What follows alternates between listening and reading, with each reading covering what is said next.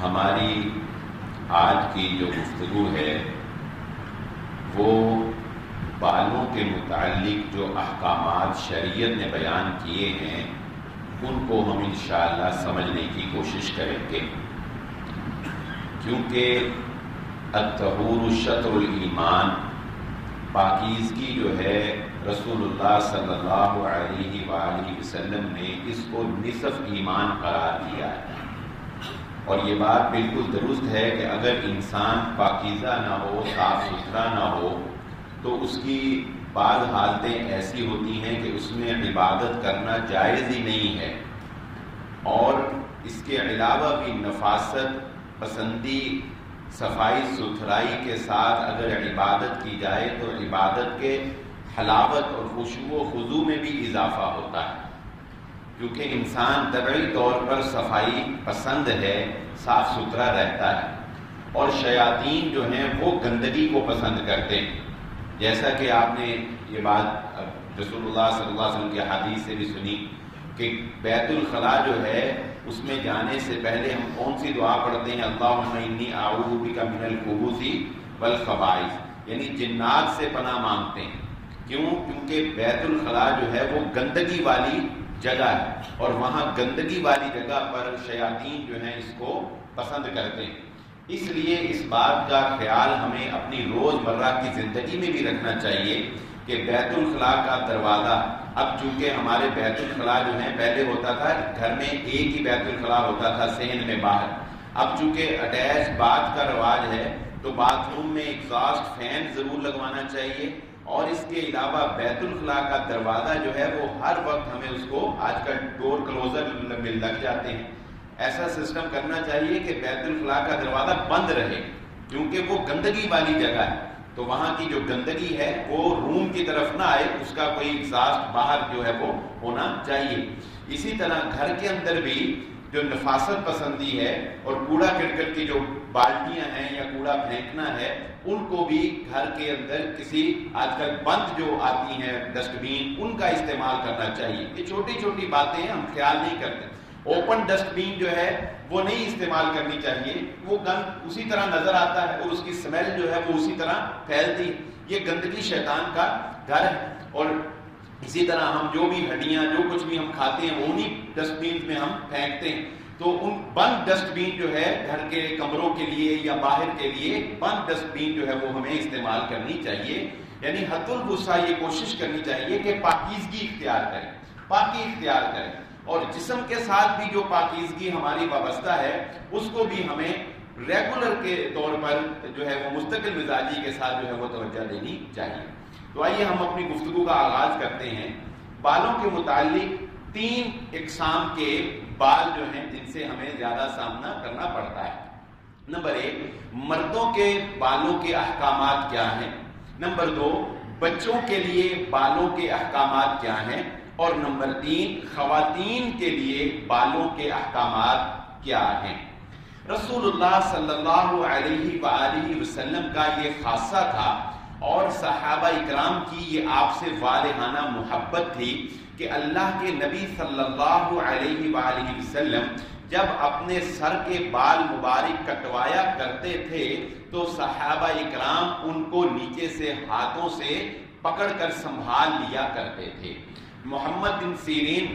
رحمہ اللہ تعالی حضرت عبیدہ سے کہتے ہیں کہ میرے پاس رسول اللہ صلی اللہ علیہ وآلہ وسلم کے بال مبارک پڑے ہوئے ہیں، محفوظ ہیں، جو حضرت انس رضی اللہ تعالیٰ عنہ کے خاندان سے مجھے ملے ہیں۔ تو وہ کہتے ہیں حضرت عبیدہ کہ کاش یہ بال اگر میرے پاس ہوتے تو میں دنیا کی ہر چیز کو ان پر قربان کر دینے کے لیے تیار ہوتا۔ مجھے دنیا کی ہر چیز سے زیادہ، دنیا کی ہر نعمت سے زیادہ محبوب اور پسندیدہ اگر کوئی بال ہوتے تو وہ محمد الرسول اللہ صلی اللہ علیہ وسلم کے بال۔ لیکن آج کل اس میں فراڈ بہت ہے،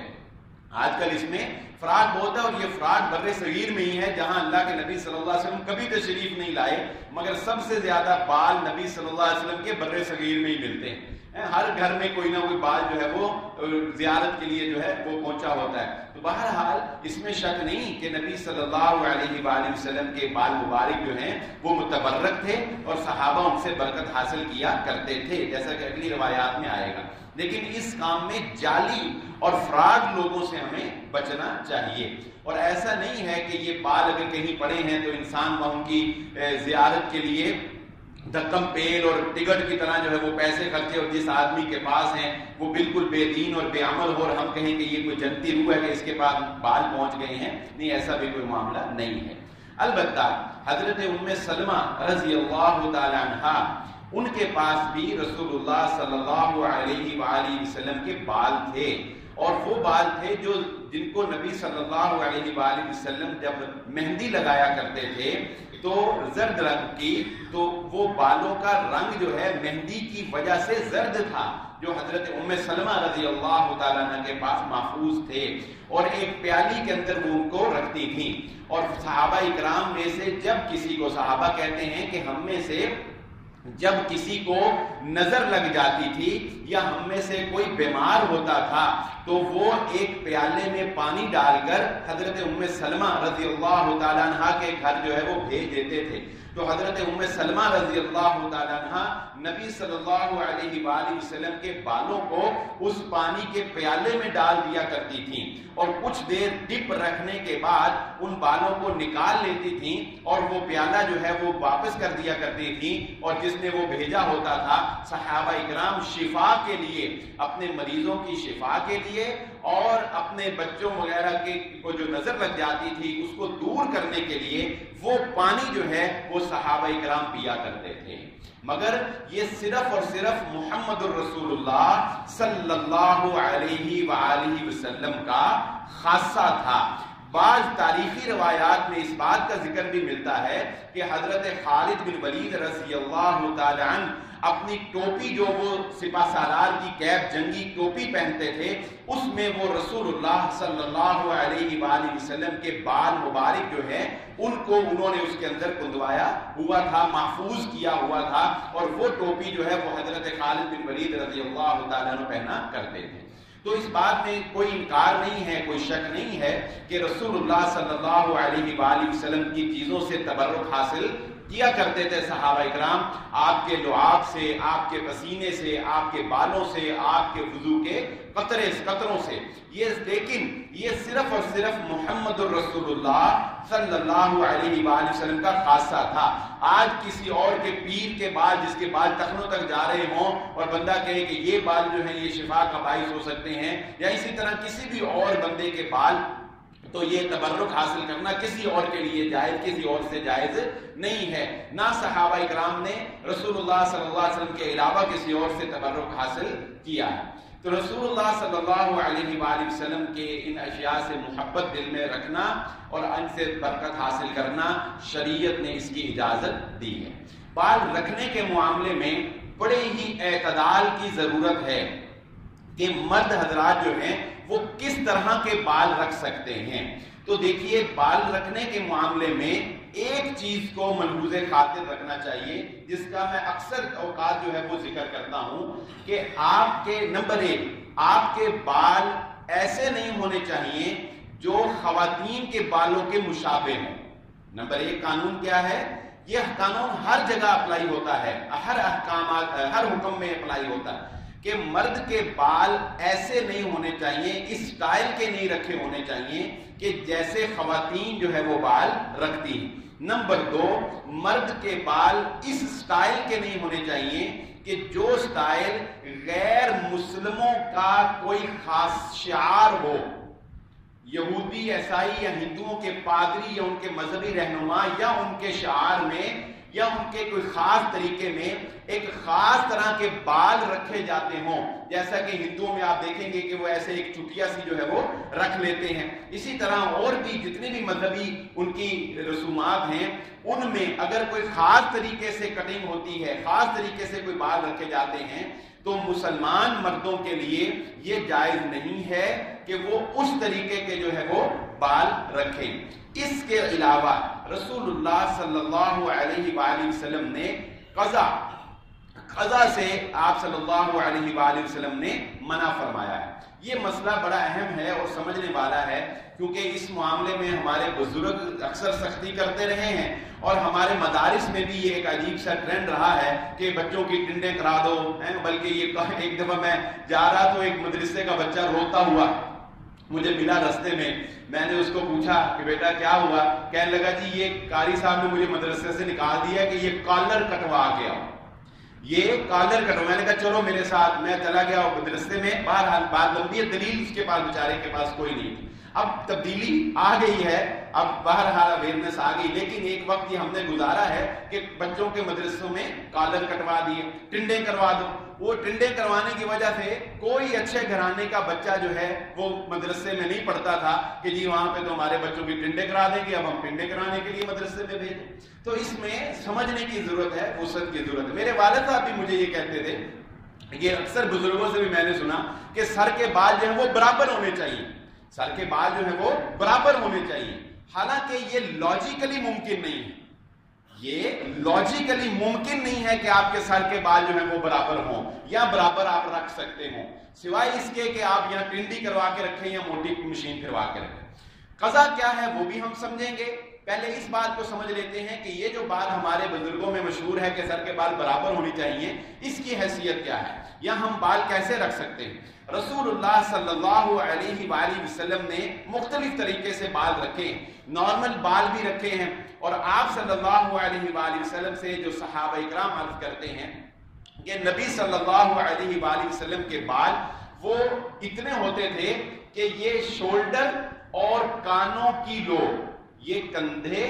اور کانوں کی لو کے درمیان اللہ کے نبی صلی اللہ علیہ وآلہ وسلم کے بال ہوا کرتے تھے۔ یہ آپ صلی اللہ علیہ وآلہ وسلم کے سنت مبارکہ تھی جو عمومی طور پر رسول اللہ صلی اللہ علیہ وسلم بال رکھتے ہیں۔ تو جو سنت سمجھ کے بال رکھتے ہیں ان کو چاہیے کہ ان کے بال شولڈر سے نیچے نہ جائیں۔ سنت سمجھ کے جو رکھتے ہیں لمبے بال رکھ سکتے ہیں سنت، لیکن یہ شولڈر سے نیچے نہیں جانے چاہیے، کیونکہ نبی صلی اللہ علیہ وسلم کے بال شولڈر سے نیچے نہیں تھے، اور کانوں کی لو سے اور شولڈر کے درمیان رہنے چاہیے۔ اب آپ مجھے بتائیں، جو میں نے برابر والی بات کی، کیا یہ ممکن ہے کہ آپ کا یہ والا بال جو آگے والا بال ہے اور یہ پیچھے والا بال ہے یہ ایک جتنے ہوں اور کانوں تک یہاں تک شولڈر تک پہنچتے ہوں؟ بتائیں کیا یہ ممکن؟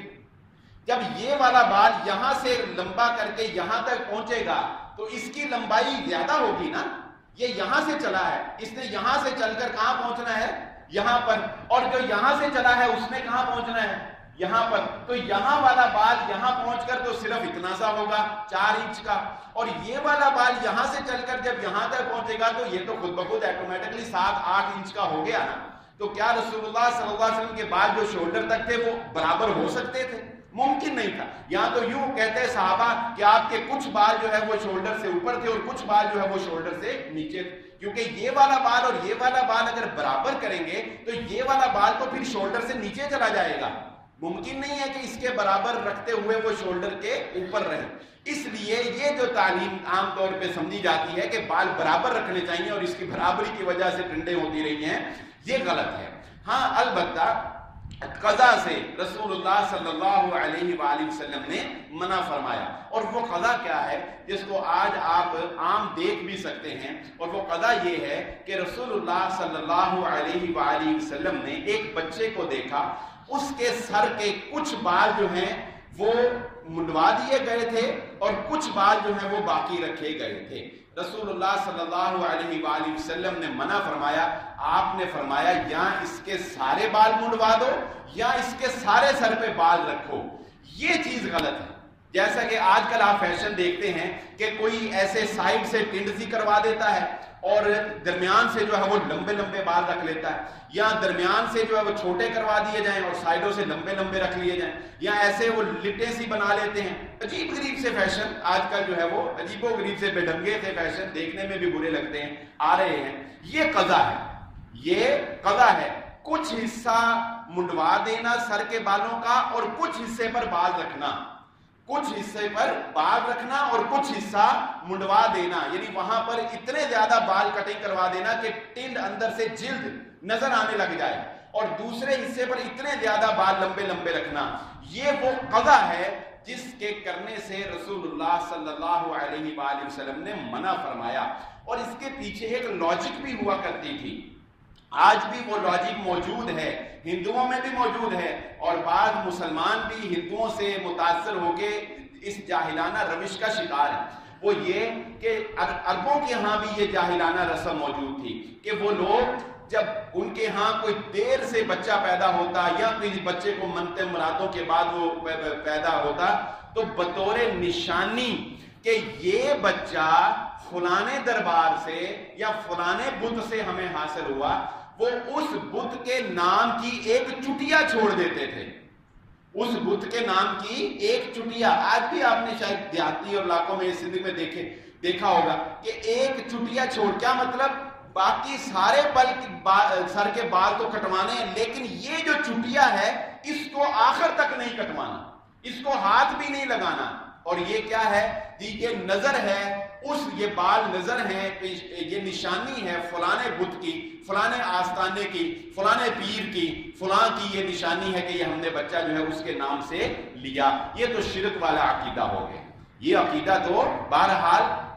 شرکیہ بن جائے گا کہ آپ اللہ کے علاوہ کسی اور سے سمجھیں کہ اس نے آپ کو اولاد دی ہے، جبکہ اولاد دینے کا اختیار تو اللہ رب العزت کے پاس ہے۔ تو اس لیے بچوں پر اس معاملے میں اتنی سختی نہیں کرنی چاہیے۔ لیکن اس کا مطلب یہ بھی نہیں ہے کہ آپ بچوں کو کھلے عام ہی چھوڑ دیں کہ آ جائیں وہ حفظ کی کلاس میں اور بال رکھے ہوں سلمان خان جیسے بال رکھے ہوں اس نے کہ جی مولوی صاحب نے جمعے میں کہا تھا سختی نہیں کرنی، لہذا قاری صاحب کی ایسی کی تیسی ہے، مجھ پر سختی کریں، اتنی بھی نہیں بات۔ بندے کو ڈیسنٹ لگنا چاہیے، بندے کو ڈیسنٹ، شریف۔ یہ بات بال دیکھ کر آرام سے پتہ چل جاتی ہے کہ یہ کٹنگ شریفوں والی ہے یا لوفروں والی، بازاری لڑکوں والی۔ تو قاری صاحب کو، امام صاحب کو چاہیے یا جتنے بھی اسکولوں والے ان کو چاہیے کہ بچے کو کٹنگ کرانے کی اجازت دیں، لیکن اس کو کہیں کہ بیٹا ایک تو قضا نہیں ہونا چاہیے کہ کچھ بالوں کی ٹنڈ ہو اور کچھ جگہ پر بال ہو، اور دوسرا بال ایسے نہیں ہونے چاہیے کہ جو لوفر لگتے ہوں۔ ڈیسنٹ لک جو ہے وہ تمہاری ہونی چاہیے، پتہ لگے کہ یہ ایک سلجھا ہوا اور ڈیسنٹ گھرانے کا بچہ جو ہے یہ تعلیم حاصل کرنے کے لیے آیا ہے۔ تو اس معاملے میں تھوڑی سی احتیاط برتنے کی ضرورت ہے۔ ہم اس معاملے میں بہت زیادہ شدت کا اختیار کر گئے تھے۔ رسول اللہ صلی اللہ علیہ وآلہ وسلم سے بال بنانے کے بارے میں بھی ابتدا میں یہ تھا کہ اللہ کے نبی صلی اللہ علیہ وآلہ وسلم اپنے بالوں میں کوئی مانگ نہیں نکالا کرتے تھے۔ آپ صلی اللہ علیہ وسلم جیسا کہ آپ پیچھے بال رکھتے تھے تو ایسے پیچھے کو کر کے جو ہے وہ کر لیے، تو کوئی خاص مانگ جو ہے وہ اللہ کے نبی صلی اللہ علیہ وآلہ وسلم نہیں نکالتے تھے۔ مشرکین مکہ کے ہاں یہ رواج تھا کہ وہ بالوں میں مانگ نکالا کرتے تھے، اور اہل کتاب کا اس دور میں یہ رواج تھا کہ وہ مانگ نہیں نکالا کرتے تھے۔ اللہ کے نبی صلی اللہ علیہ وسلم عام طور پہ جن احکامات میں کوئی واضح حکم نہیں ہوتا تھا، آپ اہل کتاب کو فالو کرنا پسند فرماتے تھے، لیکن یہ ابتدا تھی۔ لیکن اس کے بعد اللہ کے نبی صلی اللہ علیہ وآلہ وسلم، جیسا کہ حضرت عائشہ صدیقہ رضی اللہ تعالیٰ عنہ فرماتی ہیں کہ میں رسول اللہ صلی اللہ علیہ وآلہ وسلم کے سر کے درمیان میں، یعنی ماتھے کے درمیان میں آدھے بال ادھر اور آدھے بال ادھر کر کے آپ صلی اللہ علیہ وآلہ وسلم کی کنگھی کیا کرتی تھی۔ یعنی نبی صلی اللہ علیہ وآلہ وسلم سر کے درمیان میں مانگ نکالا کرتے تھے۔ لیکن جیسا کہ میں نے پہلے کہا، اس معاملے میں بھی شدت نہیں ہے۔ یہ اب ضروری نہیں ہے کہ آپ بچوں کو یا کسی کو پابند کریں کہ بھئی تو نے درمیان میں ہی مانگ نکالنی، کیونکہ ان معاملات میں اصل اباحت ہوتی ہے جب تک کہ کسی حکم کے بارے میں کوئی ممانعت نہ آ جائے یا غیر مسلموں کی یا خواتین کی مشابہت نہ آ جائے۔ اب اگر کوئی سائڈ سے مانگ نکالتا ہے یا اس طرف سے مانگ نکالتا ہے یا مانگ نکالتا ہی نہیں ہے تو ہمیں اسے بھی غلط نہیں کہنا چاہیے۔ یہ نہیں کہنا چاہیے کہ چل کروا سیدھی نہیں تو ہوگی تیری ٹینڈ، نہیں، اسے بھی جو ہے وہ آپ چھوٹ دے سکتے ہیں کیونکہ اس کی گنجائش موجود۔ سائڈ پر مانگ نکالنا نہ تو خواتین کی مشابہت میں آتا ہے، نہ ہی غیر مسلموں کا کوئی ایسا خاص شعار ہے، ان کی کوئی ایسی سائڈ پہ مانگ نکالنے کو وہ کوئی دین سمجھتے ہوں یا ثواب یا کوئی ان کی پہچان ہو، ایسا نہیں ہے۔ اس لیے آپ دیکھیں کہ بعض علماء بھی سائڈ پر تیر نکالتے ہیں، لیکن بہرحال سنت پر عمل کرنے کا جو شوق انسان کے اندر ہونا چاہیے اس کو درمیان میں مانگ نکالنی چاہیے، اور اس میں وسعت ہے، کبھی اس درمیان میں نکال لیں، کبھی نہ بھی نکال لیں، اور کبھی سائڈ پر نکال دیں۔ رسول اللہ صلی اللہ علیہ وآلہ وسلم سے دو طریقے ثابت ہیں جو میں نے ذکر کر دیے، ایک بالوں کی مانگ نہ بنانا، اور دوسرا بالوں کے درمیان میں جو ہے وہ مانگ بنانا۔ تو اس لیے اس معاملے کے اندر بھی ہمیں تھوڑی سی وسعت رکھنی چاہیے۔ رسول اللہ صلی اللہ علیہ وآلہ وسلم نے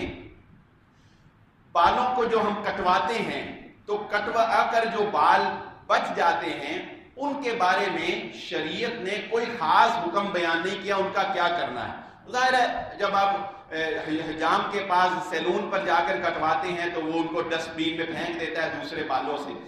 مردوں کے معاملے میں یہ معاملہ اتنا اہم نہیں ہے، لیکن خواتین کو اس بارے میں خیال رکھنے کی ضرورت ہوتی ہے، کیونکہ وہ جب کنگھی کرتی ہیں تو ان کی کنگھی کرنے سے بھی بہت سے بال اترتے ہیں، اور عام طور پہ خواتین گھر میں بال کٹواتی ہیں، تو اس لیے اس بات کا اہتمام کر لینا چاہیے، جیسا کہ ہماری نانیاں دادیاں بچیوں کو یہ بات سمجھاتی تھیں کہ جو بال اترتے ہیں ان کو مٹی میں دبا دینا چاہیے، ان کو مٹی میں دبا دینا چاہیے۔ حضرت نبی صلی اللہ علیہ وسلم، جیسے میں نے کہا کہ اس بارے میں کوئی حکم نہیں ہے، لیکن حضرت عبداللہ بن عمر رضی اللہ تعالیٰ عنہ جو کہ نبی صلی اللہ علیہ وسلم کے جلیل القدر صحابی ہیں اور علمی مقام رکھتے ہیں صحابہ میں، وہ یہ عمل اختیار کیا کرتے تھے کہ حضرت عبداللہ بن عمر رضی اللہ تعالیٰ عنہ جب اپنے بال کٹواتے تھے تو ان کو مٹی میں دبا دیا کرتے تھے۔ اس میں ایک یہ احتیاط بھی ہے کہ عام طور پر جو جادو ہوتا ہے آپ نے دیکھا ہوگا وہ بالوں پر کیا جاتا ہے، نبی صلی اللہ علیہ وآلہ وسلم پر جو جادو ہوا وہ بھی آپ صلی اللہ علیہ وسلم کے بالوں کو گرا لگائی گئی تھی۔ تو یہ ایک احتیاطی تدبیر کر لینی چاہیے خواتین کو گھروں میں کہ ان کے جو بال اترتے ہیں یا جب وہ کٹواتی ہیں، وہ آج تو ٹائم میرا خیال ہے شارٹ رہ جائے گا، آئندہ جمعہ میں ہم خواتین کے مسائل ڈسکس کر لیں گے، تو ان کو چاہیے کہ وہ بال جو ہے وہ مٹی میں دبا دیں۔ امام احمد رحمہ اللہ تعالیٰ سے بھی یہی ثابت ہے کہ وہ بھی کٹے ہوئے بالوں کو مٹی میں دبانا جو ہے وہ پسند کیا کرتے تھے، لیکن اس میں کوئی ایسی سختی نہیں ہے کہ اگر کوئی نہیں بھی دباتا تو یہ بہرحال اس کی مرضی ہے۔ مونچھوں کے بارے میں ایک بات میں آپ کو آج سمجھاتا ہوں کہ رسول اللہ صلی اللہ علیہ وآلہ وسلم نے یہ ارشاد فرمایا، آپ صلی اللہ علیہ وسلم نے فرمایا داڑھی کو بڑھاؤ، واعف اللحا، داڑھی کو معاف کر دو، قص الشوارب واعف اللحا، شوارب مونچھوں کو کٹواؤ اور داڑھی کو بڑھاؤ، یعنی داڑھی رکھنے کو رسول اللہ صلی اللہ علیہ وآلہ وسلم نے تلقین فرمائی، اور آپ صلی اللہ علیہ وسلم نے فرمایا خالف الیہود والنصارى، یہود و نصارہ کی مخالفت کرتے ہوئے داڑھیوں کو بڑھاؤ اور مونچھوں کو کٹواؤ۔ مونچھوں کو کٹوانے کے بارے میں عام طور پہ لوگ سمجھ نہیں پاتے کہ کتنی کٹوائی جائیں، بڑی بڑی جو مونچھیں رکھتا ہے وہ بھی کٹوا کے ہی آتا ہے نا، وہ بھی ان کو سیٹ کر کے ہی آتا ہے نا۔ تو اس میں ایک اصولی بات یاد رکھ لیں، جو حدیث کے الفاظ ہیں علماء نے بڑی آسانی سے سمجھایا، قص الشوارب، یہ شوارب کا لفظ شریعت نے حدیث نے مونچھوں کے لیے استعمال کیا۔ یہ لفظ سمجھنا بہت آسان ہے، اگر آپ عربی گرامر کی کلاسز وغیرہ پڑھیں تو آپ کو اکثر استاد یہ بتاتے ہیں کہ اردو زبان بہت سی زبانوں سے مل کر بنی ہے، تو اردو میں بہت سے حروف عربی کے پائے جاتے ہیں۔ آپ نے شوارب کا لفظ آپ کے لیے نیا نہیں ہوگا، آپ اردو میں مشروب کا لفظ سنتے ہیں، شراب کا لفظ آپ سنتے ہیں، تو شوارب کا لفظ اتنا تو ہمیں سمجھ آ گئی کہ یہ شاربہ سے ہے، مطلب پینے سے، اس کا تعلق جو ہے وہ کس سے ہے؟ پینے سے ہے۔ تو اس کی بہت پیاری تشریح جو علماء نے کی ہے کہ مونچھیں کتنی کٹوانی چاہیے، قص الشوارب کا جو پینے کے لفظ سے جو رسول اللہ صلی اللہ علیہ وسلم تعبیر فرمائی ہے، تو وہ ذرا ایک طرف دیکھیں، رسول اللہ وہ فرماتے علماء کی یہ ایک اس حدیث کا فہم ہے جو علماء نے سمجھایا ہے کہ جب آپ پانی کو ایسے چلو میں بھریں، پانی کو ایسے چلو میں بھریں اور چلو میں بھر کر جب آپ منہ سے پانی پئیں تو آپ کی مونچھیں اس پانی میں نہیں جانی چاہیے۔ بات سمجھ گئے؟ مونچھیں کتنی چھوٹی ہونی چاہیے کہ جب آپ پانی کا گلاس یا پانی ایسے چلو سے پانی ایسے آپ پئیں گے نا ایسے کر کے، تو آپ کی مونچھیں اتنی چھوٹی ہونی چاہیے کہ پانی کو ٹچ ہونے کا خدشہ ان کو نہ ہو۔ تو ہر انسان کی جسامت کے اعتبار سے مونچھیں مختلف ہوتی ہیں، بعض کی بھاری بال، بعض کے نرم بال، بعض کے چوڑی، بعض کی لمبی، مختلف ہوتا ہے، لیکن مونچھیں اتنی چھوٹی ضرور ہونی چاہیے، مونچھیں اتنی چھوٹی ضرور ہونی چاہیے کہ پانی پیتے ہوئے آپ کی مونچھوں کے جو بال ہیں وہ پانی کے اندر نہیں جانے چاہیے۔ تو عام طور پہ لوگ اس بارے میں سستی کا شکار ہو جاتے ہیں، کٹنگ دیر سے کرواتے ہیں، مونچھیں بڑھ جاتی ہیں، بال جو ہے وہ سر کے بڑھ جاتے ہیں۔ ان چیزوں میں ہمیں احتیاط سے کام لینا چاہیے۔ آگے چلتے ہیں، رسول اللہ، ابو داؤد کی یہ روایت ہے، آج کل پہلے لوگوں کے بال بڑھاپے سے سفید ہوتے تھے، آج کل ویسے ہی سفید ہو جاتے ہیں، ایسے ہی ہے نا، پہلے سفید بال بڑھاپے سے ہوتے تھے، آج کل چونکہ پانی، خوراکیں اور پریشانیاں، ٹینشنیں اتنی ہیں تو وہ لوگ کہاوت بنی ہوئی نا، اے بال میں توپے نہیں سفید کیتے، یہ کون کہتا تھا؟ بزرگ، وہ بتاتے تھے کہ یہ بڑھاپے کی وجہ سے سفید ہوئے ہیں، توپے بیٹھ کے نہیں سفید کر لیں، لیکن آج کل ویسے ہی جوانی میں سفید ہو جاتے ہیں۔ تو بہرحال سفید بالوں کے جو احکامات ہیں ان کے بارے میں اب ہم سمجھتے ہیں کہ رسول اللہ صلی اللہ علیہ وسلم نے کیا تلقین فرمائی۔ جو بڑھاپے کی وجہ سے بال سفید ہوتے ہیں، یہ حدیث ان کے بارے میں ہے۔ رسول اللہ صلی اللہ علیہ وآلہ وسلم نے فرمایا، سفید بالوں کو نہ اکھاڑا کرو۔ سفید بال اکھاڑنے سے رسول اللہ صلی اللہ علیہ وسلم نے منع فرمایا۔ عام طور پہ جب انسان کے ایک دو بال آتے ہیں نئے نئے تو وہ ان کو اکھاڑ دیتا ہے، عام طور پہ لوگ اس طرح کرتے ہیں، ایسا نہیں کرنا چاہیے۔ نبی صلی اللہ علیہ وسلم نے ایسا کرنے سے منع فرمایا۔ آپ صلی اللہ علیہ وآلہ وسلم کے سر کے بالوں میں بھی چند بال سفید تھے۔ صحابہ کرام عرض کرتے ہیں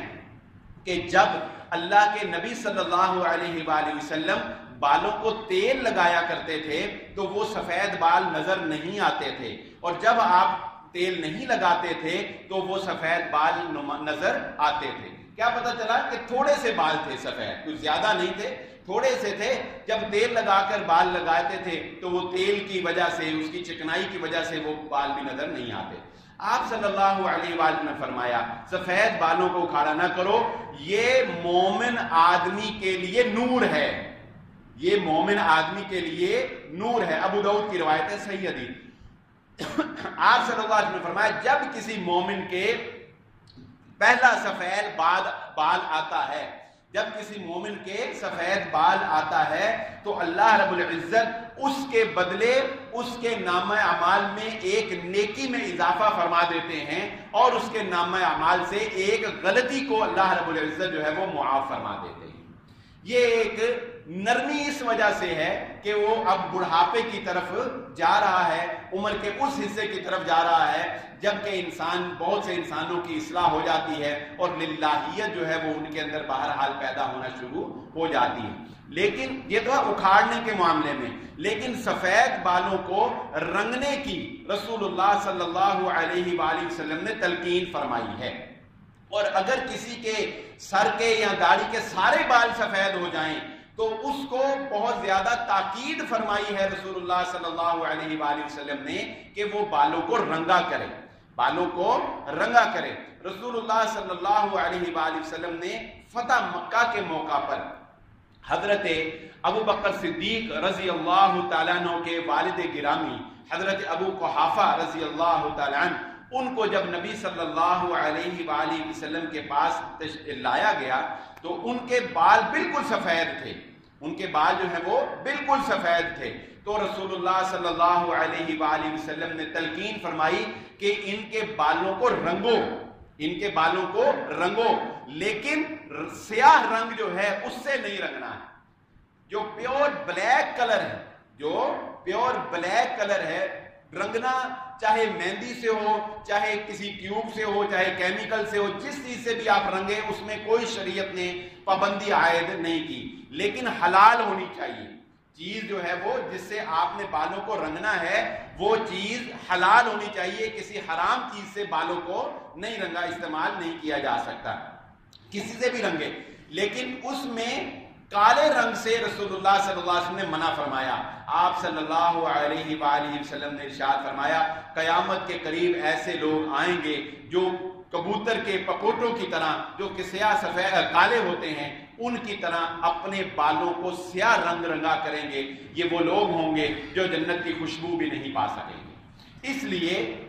پیور بلیک کلر استعمال کرنے کی اجازت نہیں ہے، نبی صلی اللہ علیہ وآلہ وسلم نے اس سے منع بھی فرمایا، اس کی وعید بھی جو ہے وہ اللہ کے نبی صلی اللہ علیہ وسلم بیان فرمایا۔ ہاں اس کے علاوہ کوئی بھی رنگ آپ براؤن، ڈارک براؤن یا کوئی بھی پرپل کلر بھی، جیسا کہ آپ نے دیکھا ہوگا آج کل یہ بھی ایک ٹرینڈ ہے، گولڈن، پرپل، لال، پیلے رنگ برنگے بال لوگ بناتے ہیں، بہرحال بنا لیں بھائی، کسی طرح کے بھی بنا لیں۔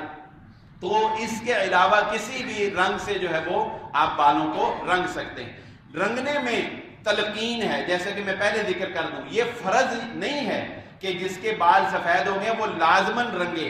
لیکن تلقین فرمائی رسول اللہ صلی اللہ علیہ وسلم نے بالوں کو رنگنے کی، اور جس کے سارے سفید ہوں اس کو بہت زیادہ تاکید کی اللہ کے نبی صلی اللہ علیہ وسلم نے کہ اسے ضرور رنگنا چاہیے۔ اور جیسا کہ میں نے شروع میں ذکر کیا تھا، جو ام سلمہ رضی اللہ تعالیٰ عنہ کے پاس نبی صلی اللہ علیہ وسلم کے بال تھے تو ان کو بھی مہندی لگی ہوئی تھی، یعنی آپ صلی اللہ علیہ وآلہ وسلم کا بھی عمل تھا کہ نبی صلی اللہ علیہ وآلہ وسلم جو ہے وہ اپنے بالوں کو رنگا کرتے تھے، مہندی اللہ کے نبی صلی اللہ علیہ وسلم اپنے بالوں کو لگایا کرتے تھے۔ بچوں کے بالوں کے بارے میں دو تین باتیں ہیں جن کا خیال رکھنا ضروری ہے کہ جس طرح عقیقہ جو ہے وہ 7ویں دن کیا جاتا ہے، اسی طرح پیدا ہونے والے بچے کے بال، جسے ہم جنڈ اتارنا بھی کہتے ہیں، پیدا ہونے والے بچے کے بال بھی 7ویں دن ہی اتروانے چاہیے، خواہ بیٹا ہو یا بیٹی ہو، 7ویں دن بال اتروائے جائیں گے۔ اور ان بالوں کا ایک اور خاصہ یہ بھی ہے کہ رسول اللہ صلی اللہ علیہ وآلہ وسلم نے اپنے نواسہ کے بالوں کے جب ان کی بال کٹوائے تو نبی صلی اللہ علیہ وآلہ وسلم نے بھی اس پر عمل کیا، اور ہمیں بھی اس پر عمل کرنا چاہیے کہ ان کے بالوں کے وزن کے برابر جو چھوٹے بچے کے بال اتریں گے پہلی دفعہ جو 7ویں دن آپ اتروائیں، تو وہ بال جو اتروائے جائیں گے ان کے وزن کر کے اس وزن کے برابر سونے کی اگر توفیق ہے تو سونا یا چاندی جو ہے وہ صدقہ کرنی چاہیے۔ لوگ اس پر کم عمل کرتے ہیں، 7ویں دن بال اتروانے کا تو لوگوں کو جو ہے وہ علم اکثر ہے، لیکن اس جو ہے حکم پر عمل جو ہے وہ کم ہے کہ اس کے وزن کے برابر جو ہے وہ بال جو ہے سونا، بالوں کے وزن کے برابر سونا یا چاندی جو ہے وہ صدقہ کیا جائے گا۔ بالوں کے متعلق اور بھی بہت سے احکامات باقی رہ گئے ہیں، اور بالخصوص خواتین کا معاملہ اس میں کافی اہم ہے، کیونکہ ان کے بال کٹوانا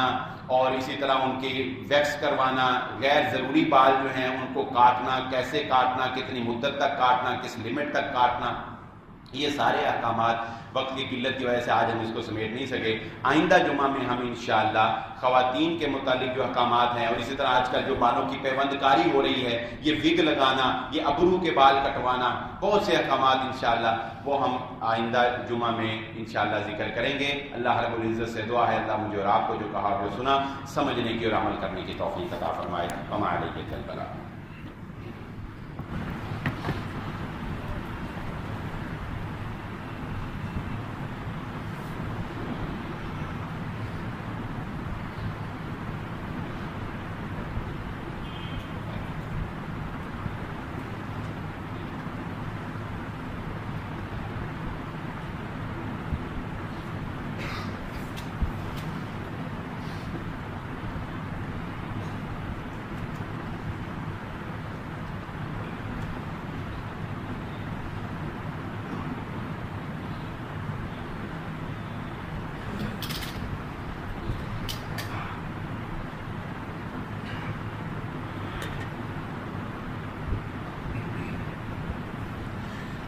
مجھے ایک واقعہ یاد آ گیا یہ بالوں کے احکام سے۔ انسان جب جوانی کی عمر میں ہوتا ہے تو ظاہر ہے ہر بندہ جو ہے اس کو وہ شوق ہوتے ہیں فن بال رکھنے کے۔ تو میں جب جامعہ سلفیہ میں پڑھتا تھا 5ویں کلاس میں، تو مجھے یاد ہے کہ میں نے اسی طرح بال جو ہے وہ لمبے رکھے۔ تو ہمارے استاد محترم مفتی عبد الحنان صاحب حافظ اللہ، جب لمبے بال رکھتا ہے نا بندہ تو طالب علموں کو پتہ ٹوپی بھی بڑی سی ٹوپی پہن کے آتے ہیں تاکہ یہاں ذرا چھپ جائیں۔ تو میں چھپاتا رہا کوئی ہفتہ 10 دن تو میں چھپا کے رکھے. تو پھر ایک دن مفتی عبدالحنان صاحب نے دیکھ لیے، لمبے لمبے بال تھے، مجھے یہ بات ہمیشہ ان کی بڑی یاد رہتی ہے. تو انہوں نے دیکھ لیے بال، کلاس ختم ہو گئی، کلاس ختم ہونے کے بعد انہوں نے مجھے بلایا. تو مجھے باہر بلا کر انہوں نے کیلے میں جا کر مجھے انہوں نے صرف اتنا کہا کہ بیٹا یہ بال آپ کی شخصیت کے ساتھ مناسبت نہیں رکھتے. بس انہوں نے نہیں کہا کہ تمہیں کٹوانے چاہیے، میں ٹینڈ کرا دوں گا جی تو کل کٹوا کے نہ آیا تھے، کچھ نہیں کہا. انہوں نے صرف اتنا کہا کہ بیٹا یہ بال آپ کی شخصیت کے ساتھ مناسبت نہیں رکھتے. یہ کہہ کر وہ چلے گئے. اور آگے میں بھی اس وقت بچہ ہی تھا، شوق تھا، لیکن ان کے ان الفاظ نے مجھ پہ اتنا اثر کیا، الحمدللہ میں نے اسی دن جو ہے وہ بال کٹوا دی. تو بچوں کو اس معاملے میں بڑی دانائی سے ڈیل کرنا چاہیے. یہ ان کی ایک بڑی صفت میں آپ کو بیان کی اپنے استاد کی. ہم عام طور پہ بچے کو اس معاملے میں ضدی بنا دیتے ہیں. وہ ہم جب اس پہ سختی کرتے ہیں تو پھر اس کی ضد بن جاتی ہے. وہ کہتا ہے کہ اب میں مدرسہ تو چھوڑ دوں گا، اسکول تو چھوڑ دوں گا، مگر اب میں نے بال نہیں کٹوائے. تو اس معاملے میں بڑی حکمت اور دانائی سے ہمیں کام لینا چاہیے. الحمدللہ الحمدللہ نحمده ونستعینه ونستغفره ونؤمن به ونتوکل علیہ ونعوذ باللہ من شرور انفسنا ومن سیئات اعمالنا من يهده الله فلا مضل له ومن يضلل فلا هادي له واشهد ان لا اله الا الله وحده لا شريك له واشهد ان محمدا عبده ورسوله. اللهم صل على محمد وعلى آل محمد كما صليت على إبراهيم وعلى آل إبراهيم إنك حميد مجيد. اللهم بارك على محمد وعلى آل محمد كما باركت على إبراهيم وعلى آل إبراهيم إنك حميد مجيد. ربنا آتنا في الدنيا حسنة وفي الآخرة حسنة وقنا عذاب النار. ربنا ظلمنا أنفسنا وإن لم تغفر لنا وترحمنا لنكونن من الخاسرين. اللهم إنا نعوذ بك من عذاب القبر ومن عذاب النار ومن فتنة المسيح الدجال. اللهم انصر المجاهدين في سبيلك في كل مكان. اللهم أعز الإسلام والمسلمين. اللهم أذل الشرك والمشركين. أذهب الباس رب الناس واشف أنت شافي لا شفاء إلا شفاؤك شفاء لا يغادر سقما. اللهم اغفر للمسلمين والمسلمات والمؤمنين والمؤمنات الأحياء منهم والأموات. اللهم اكفنا بحلالك عن حرامك واغننا بفضلك عمن سواك. أما بعد فإن خير الحديث كتاب الله وخير الهدي هدي محمد صلى الله عليه وسلم وشر الأمور محدثاتها وكل محدثة بدعة وكل بدعة ضلالة وكل ضلالة في النار. سبحان ربك رب العزة عما يصفون وسلام على المرسلين والحمد لله رب العالمين.